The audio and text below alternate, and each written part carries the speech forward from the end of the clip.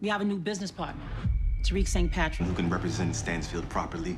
You're not the only one with secrets. How about we trade? We about to open shop. Try. I know you're selling out there to pay for Davis. Well, Tariq has got himself a full-fledged organization. Him and Braden are Tommy and Ghost Part 2. And Monet and Lorenzo are the Lobos gang. This should be interesting. But he's still so entangled in that family that I'm wondering how this is going to end. They've got us the episode 4 trailer. We're going to slow it down, break it down, pick it apart for clues.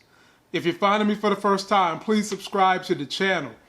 Be sure to turn on notifications because we do more than power on this channel. We're thinking about doing the Chris Rock Fargo series. We've done Godfather Harlem. We do politics. We do stocks. We make you get them life gains on this channel. Be sure to follow me on Instagram. I communicate with a lot of you guys on Instagram. And me, Larry, and special guests go live Monday, Wednesday, and Friday night, and we take your phone calls. Let's watch the rest of the trailer, and then we're going to pick it apart. You need to go get a gun to protect yourself.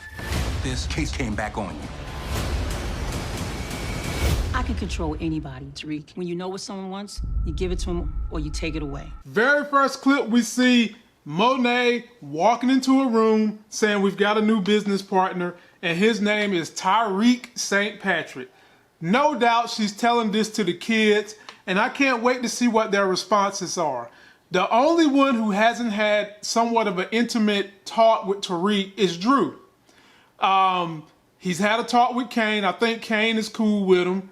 And we know Diana wants to do other things with him. So I think the family will be cool with Tariq getting into business. And now the next clip we see, Professor put his penis in anything that works in his department or his school, Jabari, talking to Lauren and Reek. Basically saying he needs the finest to represent the university. Now, what could they be doing? Maybe they're going to be doing some kind of they don't do spelling bees in college. Maybe there's some kind of event or some kind of a campus something that they have to battle another college. And he wants Lauren because she's really smart to come. And of course, Lauren's got the hots for Tariq. Is trying to get Tariq to come. Next clip, we see Lauren really, really close to Tariq. I'm talking Benica, you need a mint in your mouth close, saying that she's got secrets. And Tariq says, well, hell, I got them too. Why don't we exchange secrets? Now, we know Tariq ain't going to tell her the ultimate secrets he's holding. But what secrets would he be willing to tell Lauren? And secondly, which one of these women is Tariq going to go forth with? Who's he going to have a relationship with? Who's he just going to keep around for business purposes? Who's he going to smash? We got to figure all that out. Then we see someone slamming money on the table. I'm assuming that's Davis McClain slapping money, and Tariq slapping money down on the table for Davis McClain. I guess we'll find out in this episode. We see Reed talking, and then we see from there, we see him talking to Braden. Then they skip to a clip to this white dude who was in last week's trailer. I can't tell who he's talking to, but I'm assuming he might be part of the Braden team helping Reek and them move that money. Next clip, we see Tasha on the phone with Tariq saying that she knows he's selling drugs.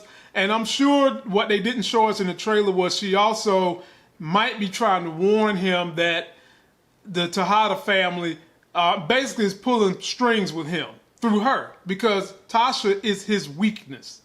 Or at least that's what we think. Tasha is his weakness. And she's telling Reek as he's walking through the street, bruh, you need to get you a gun. And then they cut to Tariq getting a 6-shooter. Man, what in the hell? I don't know no big-time male drug dealer with a damn 6-shooter. Come on, Reek. I hope this gun ain't for Reek. It probably is. But have we ever seen Tariq shoot a gun other than the one that he used to shoot his daddy? Then we see Tariq opening up a door. And guess who's on the other side of that door? Drew. Like I said earlier in this review, Drew is one of the only people Tariq hasn't had an intimate conversation with. And you send him the softest of the crew over there to get to know Tariq. And a lot of y'all think Drew has, knowledge. He's smart. He might be smart, but he's soft as Charmin cotton. I don't think Drew is willing to bust a grape at a fruit fight, but I guess we'll see. Some people thought it was going to be Drew and Tariq teaming up to be the next Tommy and Ghost, but we'll see what happens. Then we see someone slamming a piece of paper on the desk next to some brandy, some liquor, and then they cut to Davis McClain fussing out short man Tate. My guy Tate. I'm glad he's back. So we knew that this stuff with Tate wasn't going to be over with. Tate is running for governor. And he has his foot knee deep in what happened with Tasha, Ghost, and the whole entire scheme. And I knew it was going to be a matter of time before they drag him back in. I'm still wondering if they're going to try to drag Paz back in. But I guess we'll see. I'm interested to see how they weave in Tate's storyline into what's going on now, because Davis McClain is turning over all the rocks. Then we see Tariq running through the streets. This boy can't get nowhere on time, which sooner or later is going to catch up with him. Another clip of him running through the streets. I don't think this means anything other than to just highlight Tariq need to get his ass up earlier and get places on time. Next clip, we see Reek kissing Diana Tejada. Now, I don't know if this is going to be this episode, because what I've seen from these trailer reviews, a lot of what they show may not happen in that episode. So he's going to supposed to get action from Lauren and Diana in the same episode. I guess we're going to find out. Then we got Monet looking at someone with that strange look. Is she looking at Tariq kissing Diana? I doubt it, but she could be. And if she is, you know on the inside she's seething. Now what I can't figure out is Monet hasn't put two and two together and realized that Diana and Tariq like each other. I honestly think it's more of Diana liking Tariq than it is Tariq liking Diana. And maybe this is going to give Monet the wrong thought process to thinking that, okay, I thought it was his mama that is his weakness, but it turns out it's my daughter. And that could lead to the daughter or Zeke dying. Because I don't think Tariq is really feeling Diana the way Diana is feeling him. But I guess we'll find out. Then we cut to them having another party. And do y'all see that chick in the corner right there in the left corner? She is scared as hell. That looks to be Braden beating up somebody in an American Eagle plaid shirt.